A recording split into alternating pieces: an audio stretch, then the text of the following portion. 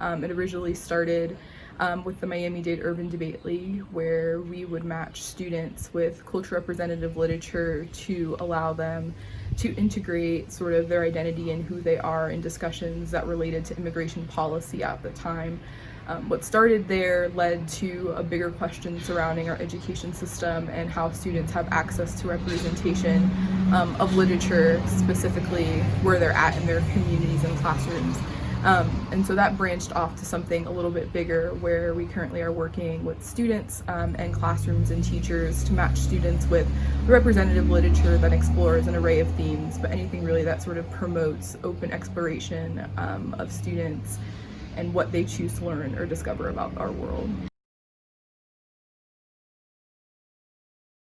I would say that there's always like the similarity of students not knowing or finding out more about their identity and who they are much later in education. I think a lot of that just comes from the fear of talking about culture and difference, specifically in the classrooms and in our communities. So students wind up not learning about their Blackness or their Latinx heritage until they wind up going into spaces in higher education.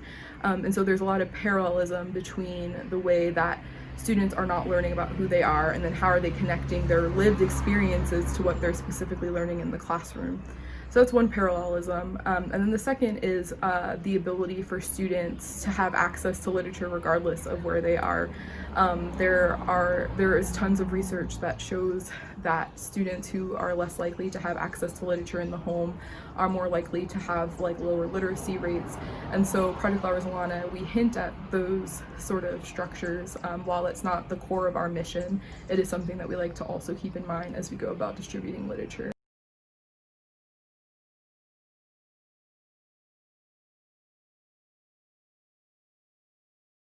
So I think I took for granted how inaccessible like new books are for students.